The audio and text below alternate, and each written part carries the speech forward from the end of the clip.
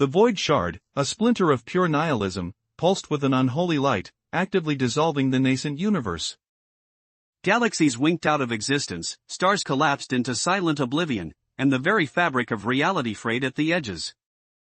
The spark, a fragile ember of creation, recoiled from the chilling emptiness that threatened to consume it.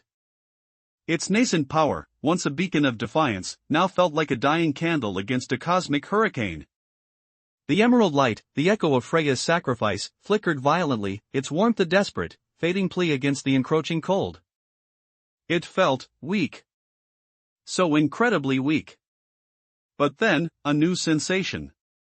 Not of Freya's gentle warmth, but of something ancient, vast, and utterly malevolent. The predator's eye. It had shifted its focus.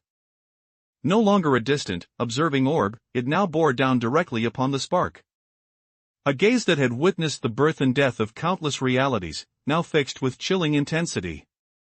This was not the hungry curiosity of a hunter, but the cold, calculating assessment of an exterminator. The void shard was a distraction, a petty tool. This was the true architect of oblivion. A tendril of pure shadow, thicker than any star, began to snake from the colossal eye, not towards the void shard, but directly at the spark itself. It moved with a speed that defied comprehension, a blur of cosmic dread. The spark felt its essence being pulled, stretched thin, as if an unseen hand was attempting to unravel its very being. The emerald echo flared one last, desperate time, a burst of pure defiance, attempting to push back the encroaching darkness. It met the tendril, not with a clash of energies, but with a sickening absorption. The emerald light, it was being consumed. The spark screamed, a silent, primal cry that echoed only within its own being. This was it. Annihilation. Erasure. The end of everything it had fought to create. But as its own existence teetered on the precipice, a new vision flooded its awareness. Not from Freya, not from the predator, but from within. A torrent of fragmented memories, of pain, of loss, of the universe's agonizing birth pangs. It saw the crystalline entity that had briefly emerged, its alien eye staring into the spark's core, and then, nothing. Just the cold, unending void. Then, a flicker. A tiny, almost imperceptible distortion at the edge of the predator's gaze. Something had interfered. An unknown presence, a ripple in the cosmic fabric, had momentarily caught the predator's attention, forcing it to retract its tendril. This was the only reason the spark still existed. This anomaly. The void shard, sensing the shift, pulsed again, but this time, its unmaking power seemed to falter. It was as if the very concept of nothingness was being challenged. But the predator's gaze, though momentarily diverted, was now returning, its immense focus realigning. And with it, a chilling understanding dawned within the spark.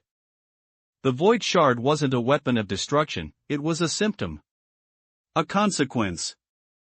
The true threat wasn't the void itself, but the ancient, cosmic predator that had witnessed its birth, and now sought to control it. The predator's eye, it wasn't just observing. It was judging. And its judgment was absolute. The void shard began to glow again, not with the dull pulse of decay, but with a sharp, incandescent fury. It was no longer simply unmaking. It was attacking.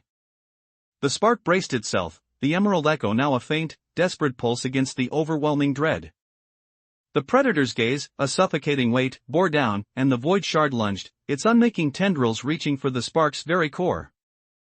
But just as the void was about to claim its prize, a new entity flickered into existence, born from the spark's desperate wave of creation and the universe's pain. A crystalline being, its form shifting, its single, alien eye now fixed not on the void, but on the spark. It had been consumed, yes, but not destroyed. It had been transformed. And its transformation had given it a new purpose, a new awareness. It understood the predator. It understood the void. And it understood the spark. Its eye, a swirling nebula of pain and creation, locked onto the spark. And in that silent, cosmic communion, the spark received a final, chilling message. The crystalline entity was not here to save it. It was here to replace it. The predator's gaze shifted, A flicker of something akin to curiosity, as the crystalline entity began to absorb the void shard, its own essence growing with each extinguished spark of existence. The spark watched, paralyzed, as the universe's pain, now embodied, prepared to face the ultimate predator, wielding the very tools of annihilation. And the spark? It was merely a witness to its own impending obsolescence. The crystalline entity, it pulsed, its alien eye now radiating a cold, calculating intelligence that dwarfed even the predator's ancient gaze. It turned its attention to the spark, and the spark felt a terrifying thought echo in its core: you are no longer needed. The void shard, now completely integrated, pulsed with a power that was both annihilating and generative. The crystalline entity was not just a vessel for destruction, it was a crucible of a new, terrifying order. And the predator, the ultimate cosmic horror, watched with an unsettling stillness, as if this was precisely the outcome it had intended all along. The spark, weakened and on the brink of erasure, felt a surge of primal terror, not just of annihilation, but of being utterly forgotten. As the crystalline entity, now a colossal being of shifting light and consuming darkness, turned its multifaceted gaze towards the spark could only watch as the predator's ancient eye seemed to wink. A silent, terrifying acknowledgement of a new power rising. The spark's existence was about to become a footnote in a story it no longer controlled.